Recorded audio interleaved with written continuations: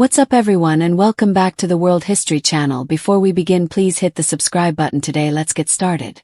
In the 1500s, the confessions of a German werewolf horrified Europe. During Germany's werewolf panic, Peter Stumpp confessed to heinous crimes while being tortured, resulting in perhaps the harshest trial. In order to witness an execution, a large crowd gathered in the German city of Bedburg, near Cologne, on October 31, 1589. The guilty party was farmer Peter Stumpp, who was in his 50s and had admitted to making a deal with the devil. Instead of riches, he desired the ability to transform into a werewolf. His shocking crimes included multiple murders and cannibalism. He killed 16 people, 13 of whom were children, including his own son, whose brain he allegedly ate. Additionally, he admitted to having sex with his daughter and with a demon disguised as a beautiful woman. None of the other people who ever lived were comparable to this hellhound, according to the account of his execution. According to some sources, Stumpp, whom Stumpp referred to as Stub, suffered greatly during one of the most heinous executions ever recorded. He was strapped to a wheel and skinned alive. He had broken bones. He had his head severed and his body burned to death at a stake. As a warning, a post in the center of the village had his head impaled on it. Witches and wolves. The lurid nature of Stumpp's crimes and punishment captured the public imagination. While Stumpp's trial and execution stand out, there were other cases similar to his. Between the 15th and 18th centuries, famine, plague, war, religious strife, and fears of witches and werewolves, mostly men, caused the rise of superstitions in Europe. Lycanthropy was often linked to witchcraft, but it was much less common than witchcraft. There is no evidence of werewolf trials in some parts of Europe. There are no records of werewolf trials in England, where wolves were almost completely eradicated in the 16th century. Additionally, there are none in Europe's Mediterranean region. In Germany and France, where there is a strong tradition of livestock herding and where there are wild wolves, werewolf panics were most common. Fears of demonic wolves evolved from those of real wolves preying on animals and children. If ferocious wolves were present, they might be held accountable for their crimes. The most comprehensive list of werewolf trials in early modern Germany includes approximately 300 cases. While that number is not insignificant, it pales in comparison to the 30,000 to 45,000 witchcraft executions that took place in Germany during the same time period. Accused werewolves were mostly, but not exclusively, male, and most were shepherds. According to Brian Levack, emeritus professor of history at the University of Texas at Austin, wolves were thought to be powerful, violent, and aggressive, traits typically associated with men. According to the majority of contemporary accounts, Stumpp transformed into a wolf by wearing a belt made of wolf skin that the devil gave to him. Stumpp could regain human form by removing the belt. Levack points out that, typical of male witchcraft, werewolves all used some kind of instrument to change. The lower forms of village magic allegedly practiced by female witches primarily consisted of charms, curses, or various concoctions, whereas all of them used some kind of instrument in their magic, such as Stumpp's use of a magical belt. Pressed for time, the trial has piqued interest, but there is little historical evidence of Stumpp's ordeal. No interrogation transcripts or court records from the trial have survived. Historians must rely on a collection of pamphlets and handbills for information about Stumpp. The longest is an English pamphlet published in 1590. The 16-page text asserts to be a translation of a German work, but historians have not found the original document. Even though there is little agreement among these accounts, they make up the majority of what we know about Stumpp's life. Even his exact name varies, some even claiming that he got the name Stumpp German for stump because he lost his left hand in an accident. Scholars do not know when Stumpp was born, but he is always described as a farmer. He is thought to be from Eprath, a nearby village. Based on a description in an English pamphlet from 1590, some scholars believe that Stumpp was a wealthy landowner. He would go through the streets of Cologne, Bedburg, and Eprath in comely habit, and very civilly, as one well known to all the inhabitants thereabout, and oftentimes was he saluted of those whose friends and children he had butchered, though nothing suspected for the same. However, since no other source can confirm this, It is likely nothing more than dramatic color. Motivations. Even though supernatural elements are presented as fact in the narrative, details of the Stumpp affair must be drawn from these shady sources. In one version, Stumpp is taken into custody after a farmer in the area gets into a fight with a wolf and uses a sword to cut off its left paw. Later, when the farmer meets Peter Stumpp, he notices that Stumpp also has a missing left hand. This raises the suspicion that Stumpp and the wolf are the same thing. In the English pamphlet, Stumpp's arrest is more dramatic. After a series of murders and the deaths of livestock, villagers form patrols. They spot Stumpp in his wolf form and begin to pursue him. In full view of his pursuers, Stumpp removes his magic belt and transforms back into a human. He is taken into custody once the mob has verified his identity. The subsequent confession that Stumpp made under threat of further torture supports his guilt. He was arrested and put on the rack, but out of fear of being tortured, he freely confessed his entire life. Some historians think that Stumpp might have been a murderer. Some historians even believe that the werewolf legends were initially attempts to explain why serial killers existed. Even if he wasn't, it's likely that he was also to blame for any wolf attacks on livestock or people in the area. Stumpp may have been used as a scapegoat due to another historical factor. The Cologne War, a conflict between Protestant and Catholic factions that lasted from 1583 to 1988, is when his alleged crimes took place. Roving mercenaries terrorized the region. Unsolved crimes could have prompted sinister folk stories of a werewolf prowling the forests. Consequently, Stumpp may have been singled out to ritually purge the community of evil through his execution. Religious disputes also provide another possible interpretation of Stumpp's crimes. By 1589, the Catholic group had taken over the Bedburg region. The fact that a brutal trial would deter Protestants from considering rebellion would strengthen Catholics' claim to power. It might have seemed like a good example to use Stumpp, who is said to have converted to Protestantism. Levack refutes the possibility of this viewpoint, which is acknowledged by some academics. He claimed that he had been accused of being a moral reprobate, regardless of his religious allegiance, and that this was the reason Stumpp was brought to trial rather than as a warning to other Protestants. The Confessions of Peter Stumpp, Europe's werewolf panic, and one of the most terrifying trials in history. In the shadowy mists of early modern Europe, long before the sleek monsters of cinema and horror fiction, the idea of werewolves wasn't a Halloween thrill, it was a terrifying possibility that consumed real fear, real lives, and real communities. One of the most horrifying executions in European history took place on October 31, 1589, in the small German town of Bedburg, near Cologne. They were there not for a mere criminal, but for a monster, a man who claimed, under torture, to have turned into a wolf, butchered innocents, devoured human flesh, and consorted with demons. Peter Stumpp, also known as Stumpp for Stub, was a farmer in his 50s whose agonizing confessions attracted Europe's attention. He said he had made a pact with the devil, not for riches or fame, but for the ability to transform into a werewolf. Pamphlets distributed in England and Germany stated that Stumpp admitted to killing 16 people, 13 of whom were children, one of whom was his own son, whose brain he claimed to have eaten. The horrors did not end there. He also said that he had incest with his daughter and had a sexual relationship with a succubus, a demon who looked like a pretty woman.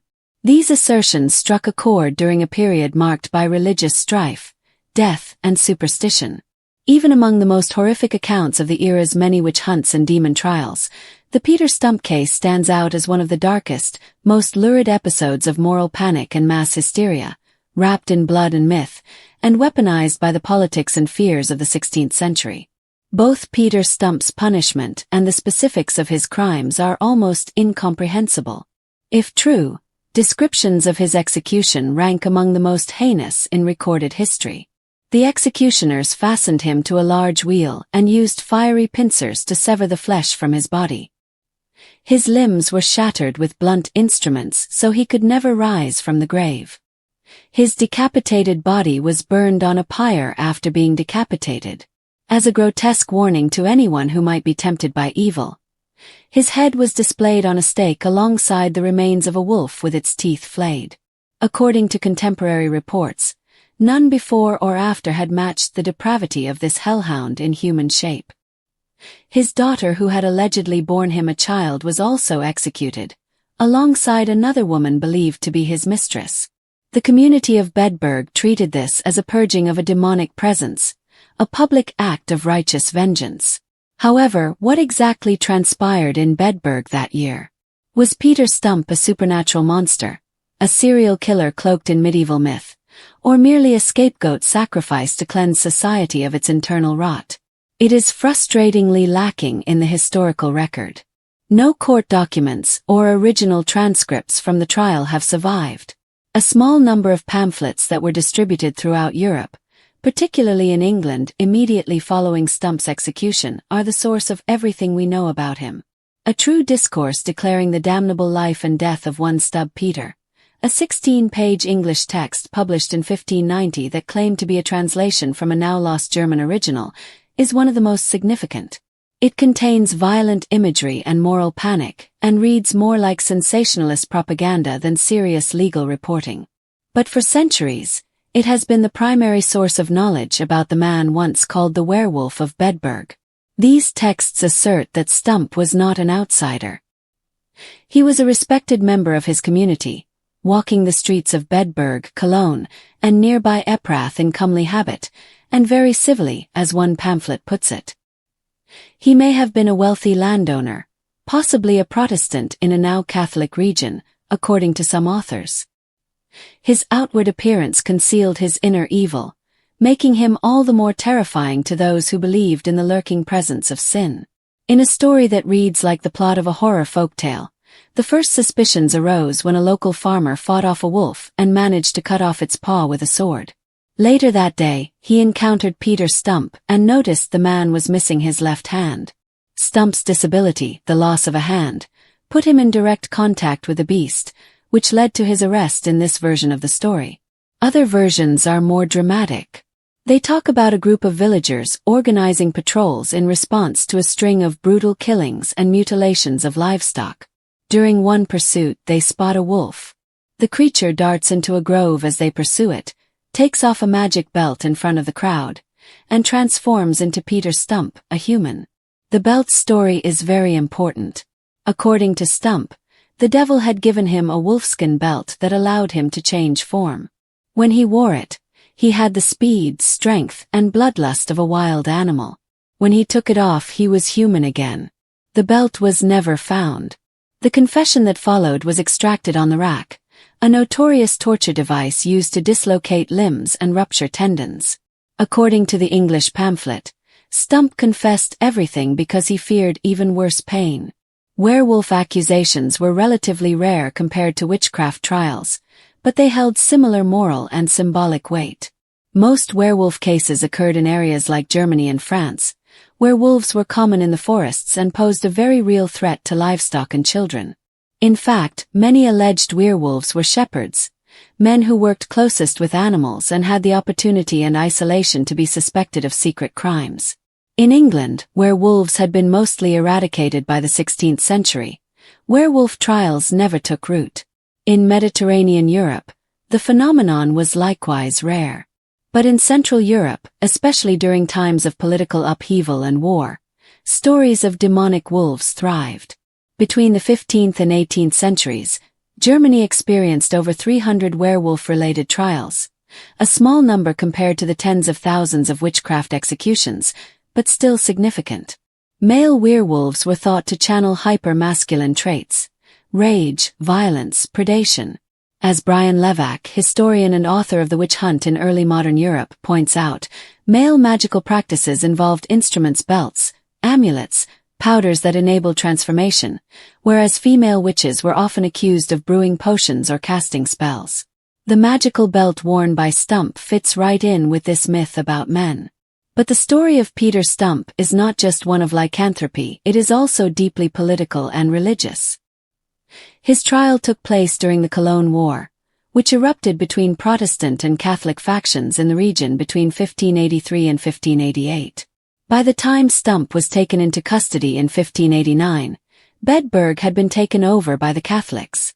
Some scholars suggest that the Stumpp affair served a dual purpose, punishing a heretic and terrifying potential Protestant dissenters into submission.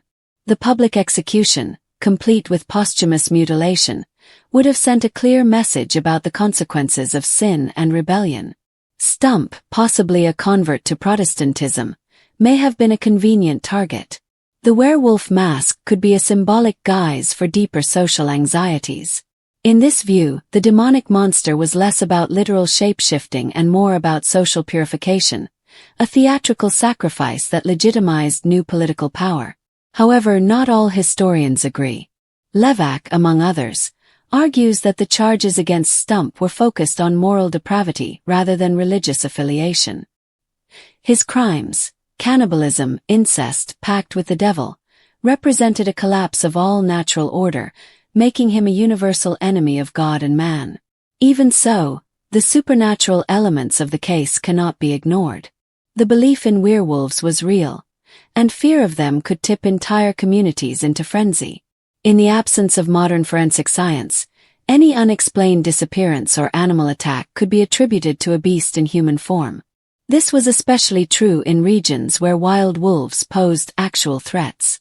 If a child went missing and was later found dismembered, it was easier, perhaps more comforting, to believe a supernatural predator had done it than to accept that a fellow human being had committed such an act. Some scholars argue that the werewolf legend was a primitive framework for understanding serial murder, projecting psychological horror onto mythical beasts. Others view it as folklore that gave structure to fears about male violence, uncontrolled sexuality, and moral decay. In Stumpp's case, all of these themes converge.